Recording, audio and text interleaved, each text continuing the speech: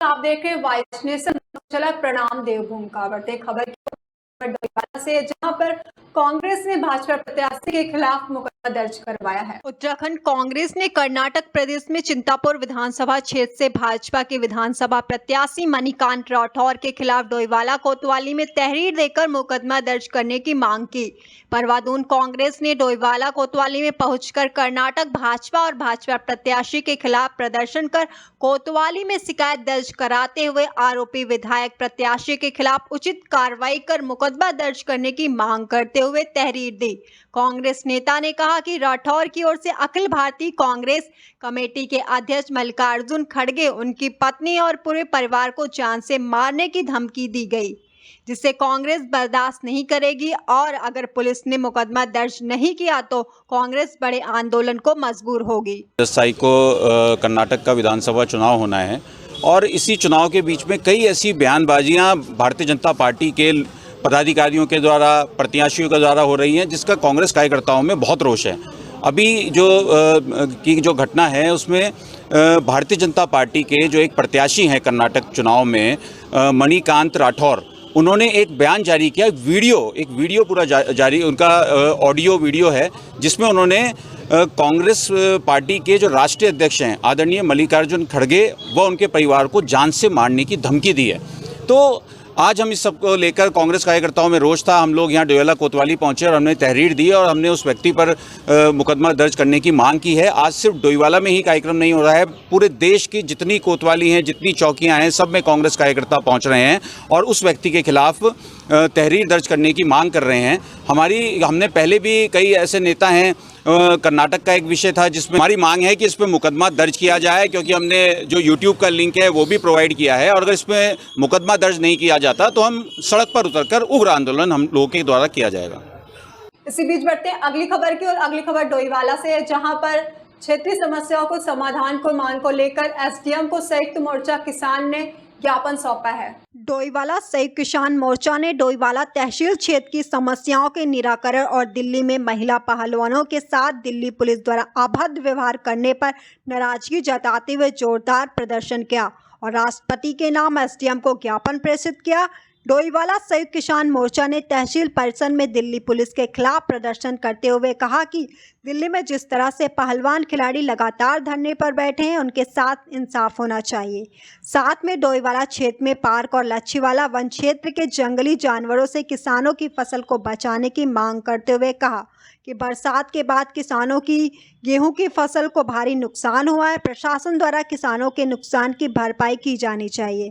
इस अवसर पर किसानों में भी डोईवाला के ग्रामीण क्षेत्रों की सिंचाई नहरों पर भूमि माफियाओं द्वारा लगातार अतिक्रमण किया जा रहा है, साथ ही रिवर ट्रेनिंग खनन निकासी द्वारा जिस तरह से नदियों से खनन उठान किया जा रहा है, उससे जलस्तर नीचे जाने से किसानों को आने वाले भविष्य में परेशानी होगी।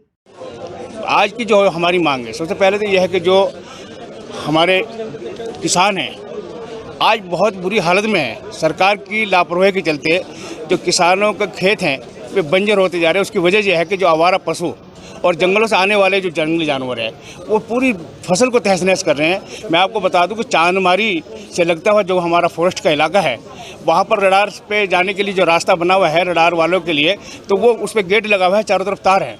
जब कोई आवारा पशु लेकर जाता है तो जंगल में छोड़ देता है, लेकिन वो गेट खोलने, कोई भी आदमी गेट खोल देता है तो वो पशु वहाँ से निकलने के बाद वो खेतों में चले जाते हैं। और संबंधित विभाग को जो है सचेत करें कि वो अपनी कार्रवाई। पहले आज आपको पता है कि दिल्ली के बॉर्डर पे, दिल्ली के जंतर मंतर पे लगभग 15 से 20 दिन हो गए हमारे पहलवान वहाँ पर अपना धरना दिए हुए हैं। सिर्फ यह है कि आज केंद्रीय मंत्री जो उसका गुनहगार है, जिसकी वजह से उन्होंने आज तक उस पर कार्रवाई नहीं की है। हमारी डिमांड है कि शीघ्र ही केंद्र की सरकार उस पर अपनी कार्रवाई करते हुए लोग जो महामारी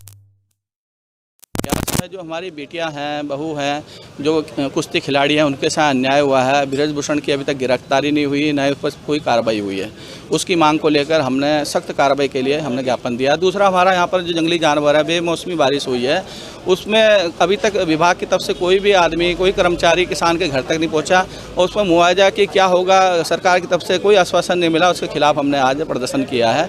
साथ ही साथ जो नहरों का अतिक्रमण है, और वन विभाग के जो जंगली जानवर आती आ रहे हैं उनको रोकथाम के लिए कोई कार्रवाई नहीं हो रही है। न सौर ऊर्जा की बाढ़ लगी है, ना ही यहाँ पर जो नहरें जो अतिक्रमण हुई है उसके खिलाफ सरकार ने या डोईवाला प्रशासन ने कोई कार्रवाई नहीं की। उसके खिलाफ हमने आज प्रदर्शन करते हुए कार्रवाई की मांग। तो आगे क्या रहेगा? हम लोग अगर हमारी डिमांड पूरी नहीं होती तो धरना प्रदर्शन करेंगे, यहीं बैठेंगे, एसडीएम कार्यालय घेरेंगे, चाहे हम मुख्यमंत्री कार्यालय घेरना पड़े, हम वो भी काम करेंगे।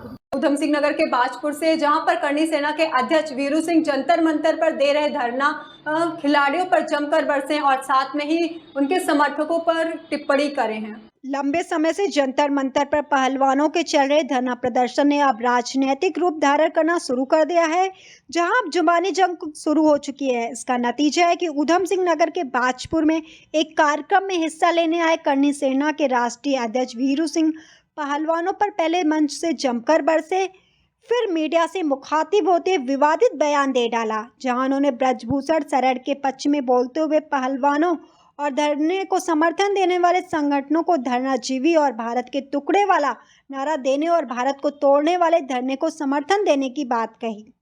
आपको बता दें कि भारतीय कुश्ती संघ के अध्यक्ष और भाजपा सांसद ब्रजभूषण शरण के खिलाफ लगाए गए यौन उत्पीड़न के आरोप पर धरना दे रहे पहलवानों के आंदोलन में किसान, खाप और पंचायत खुलकर सामने आ गई हैं।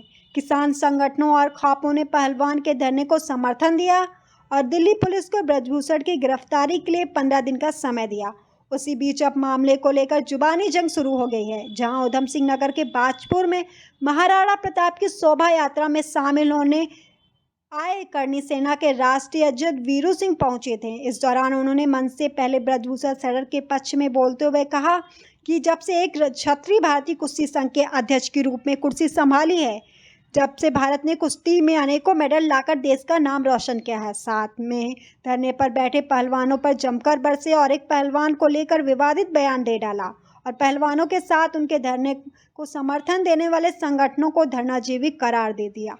देखिए, मैं एक वीडियो देख रहा था अभी मेरे पास किसी ने भेजा है कि पहलवान जो बैठे थे उन्होंने पहले कहा कि मैं कोर्ट और सुप्रीम कोर्ट की बातों को मानूंगा। सुप्रीम कोर्ट ने जो डिसीजन दिया, आज के 4 दिन पहले सुप्रीम कोर्ट ने डिसीजन दे दिया कि आपकी जो मांगे थी सुप्रीम कोर्ट उस पर वर्क कर लिया, अब आप अपना धरना समाप्त करिए। उसके बाद धरना जीवी बन के 4 दिन से सुप्रीम कोर्ट, इस देश के सबसे बड़े कोर्ट की अवहेलना करने वाले पहलवान क्या देश हित की बात कर सकते हैं? उनके धरने में कौन आ रहे हैं? किसान संगठन के लोग, खाप पंचायत के लोग, जो और ऐसे लोग जो देश के खिलाफ बैठे रहते हैं, जो हिंदुस्तान को तोड़ने की बात करते हैं, जो ये कहते हैं, नारा लगता है कि भारत तेरे टुकड़े होंगे इंशाअल्लाह इंशाअल्लाह। ऐसे लोग अगर उस धरने का समर्थन कर रहे हैं तो क्या ये पहलवानों का धरना बचा है क्या? ब्रजभूषण शरण सिंह अगर गलत हैं तो उनका फांसी पर लटका दो ना। कोर्ट के आदेश का अवहेलना कर रहे हैं कि किसी को जबरदस्ती बस मैंने बोल दिया, मेरे साथ गलत हुआ तो उसको क्या फांसी पर लटका दिया जाए? कोर्ट कहाँ चली गई? आईपीसी सीआरपीसी है ना, देश में कानून है ना। कानून को ना मानने वाले लोग देश के लिए कार्य कर सकते हैं क्या? देश में तथाकथित राजनीतिक पार्टियां आज धरने में बैठ के उनका सपोर्ट कर रही हैं, क्या वो देश हित की बात कर रहे हैं क्या? मैं ये नहीं कहता कि ब्रजभूषण शरण सिंह का मैं सपोर्ट करता हूँ, लेकिन जिस तरीके से ब्रजभूषण शरण सिंह अपने कॉन्फिडेंस में कह रहे हैं, जब कमेटी बन गई है तो कमेटी को मौका मिलना चाहिए कि पहलवान डिसाइड करेंगे कौन चोर है, कौन डकैत है, कौन रेपिस्ट है, कौन बलात्कारी है। तो फिर सुप्रीम कोर्ट का क्या मतलब है? वही कोर्ट, वही कचहरी, वही राजा, वही न्यायपालिका, वही कार्यपालिका। तो फिर ठीक है, जो देश हित के लिए बात करेगा। मैं तो सीधा कहता हूँ, जो अपने बाप का नहीं, अपने जात का नहीं, जो अपने जात का नहीं, अपने राष्ट्र का नहीं।